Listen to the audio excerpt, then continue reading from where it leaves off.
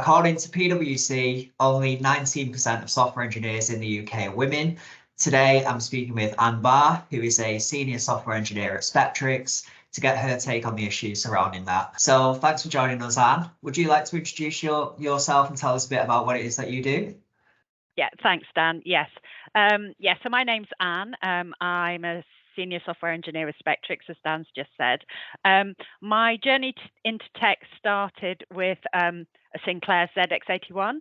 And yes, I do appreciate that that's ancient history, and many people will perhaps need to look that up. But I've kind of realized that what got me into programming are all the kind of systems and the logic. So after the ZX81, there was a BBC Micro, and then I went off to study engineering. I'm definitely still an engineer and not a kind of scientist. I sort of don't really care about how it all works under the hood. I care that other people care, but I care more about how I can apply the kind of science of other people's brilliant minds, how I can solve the problem. So then the nice story would be, and then I worked in engineering in a nice straight line, the end. But actually, what really happened was I worked in a technical role for a large multinational.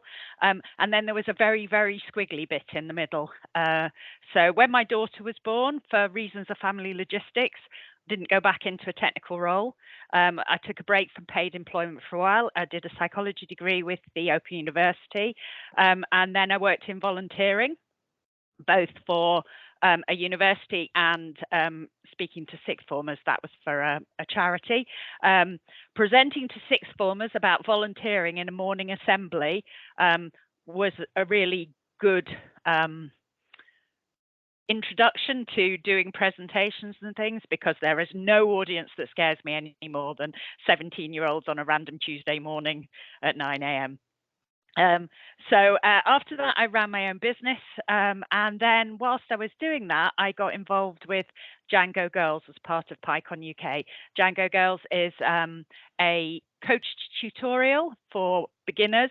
And a friend of mine asked me if I'd organize it for PyCon UK. And that was really what sowed the seed that maybe I wanted to get back into a technical role. So I went and did that. And it was a very welcoming community. And I started to sort of think about, well, what I could do and what came next. Sold my business. And then I happened across a return to tech boot camp with tech returners. Oh, yeah. Yeah, and that was a really great opportunity, because not only did it give me a chance to update my skill set, what it also gave me was that confirmation that actually, yes, what I did want to do was get back into a technical role. So I did that. At the completion of that, I worked for a cooperative in the care sector, which was a really great opportunity, very interesting. What they were trying to do technically, and also a really interesting organization to be a part of. And some of the ways that cooperatives run as well are also very interesting culturally. From there, I moved on to a consultancy, and then most recently to Spektrix. And Spektrix are a SaaS, software as a service company, providing ticketing and CRM software to independent arts venues.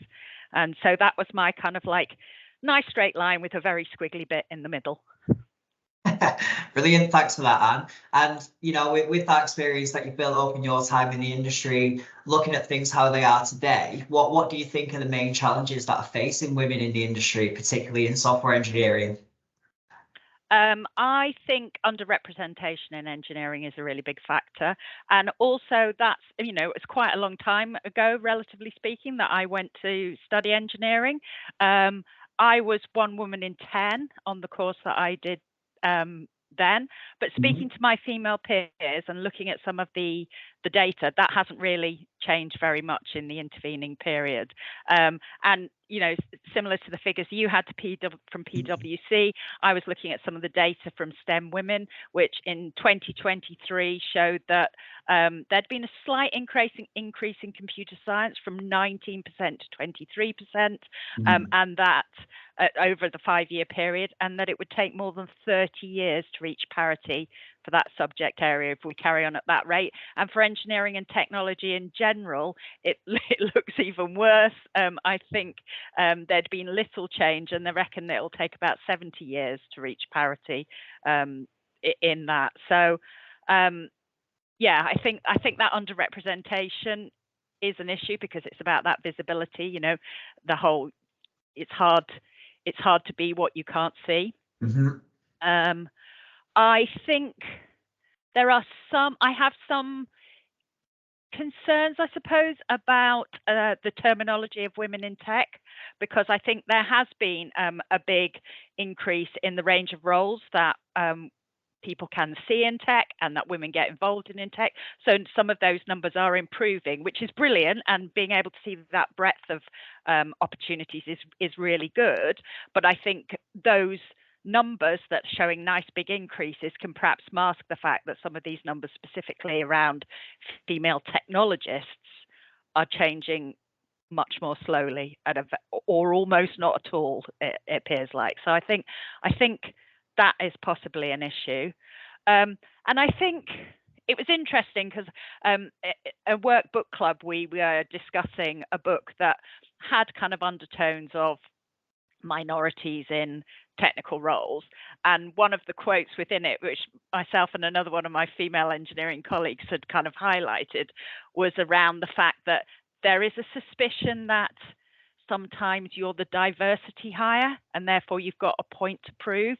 Now the book was discussing this in the kind of like 1990s, but I think there is still an element of that, and so therefore that can be a challenge for women in software engineering roles as well.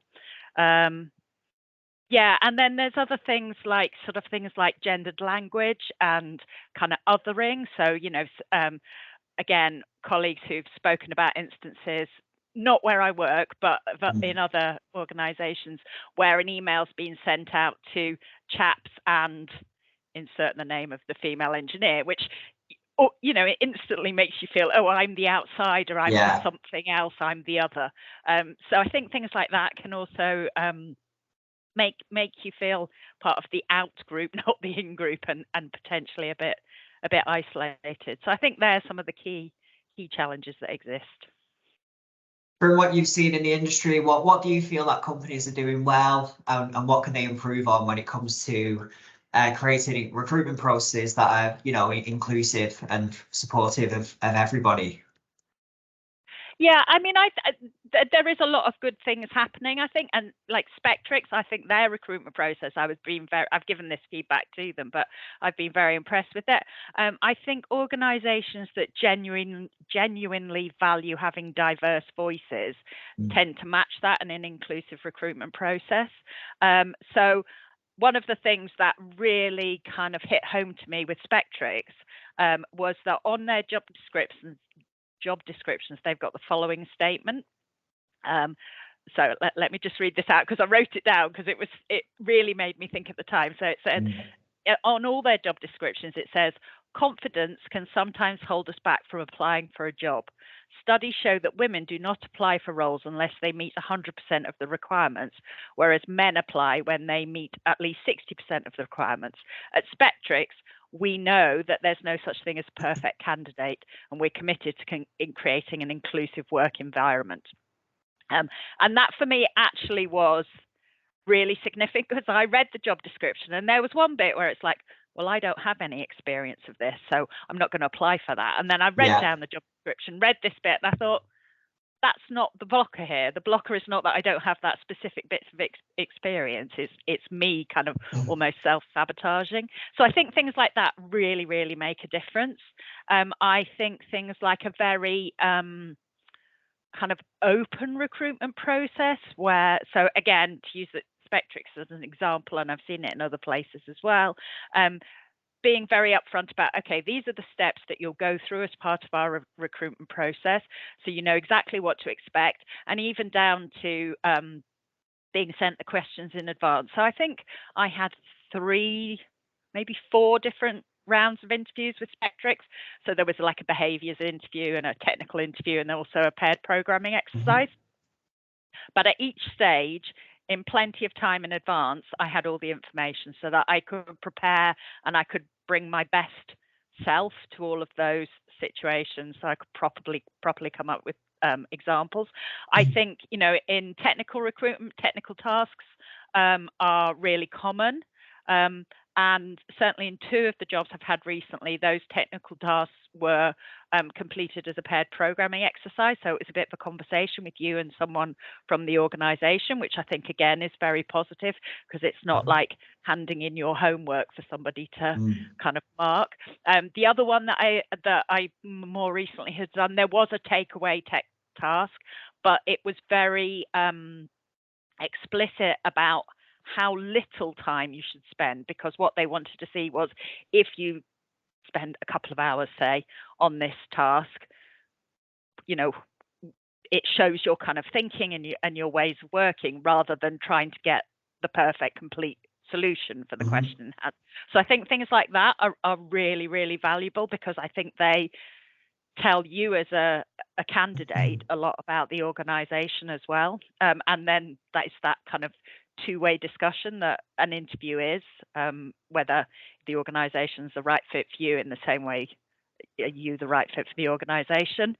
The other things that I think are quite good are job descriptions which focus less on the number of years you've used a particular skill or technology or language, because that, again, makes it a bit more flexible. People have kind of come many different routes into the sorts of roles that they're applying for. I think as well, accepting that women in particular may have CV gaps, and this doesn't make them either less capable or a riskier hire. They're often very well understood reasons that you might have had a break in your CV. And so I think companies that do it well are ones that kind of go, yeah, okay, well, I'm looking at the whole picture. I'm not looking at, well, what did you do in those 2 years where you can't say that you were in employment or full-time education or whatever else. I think another thing that organizations do well is about having an open mind about the routes into software engineering.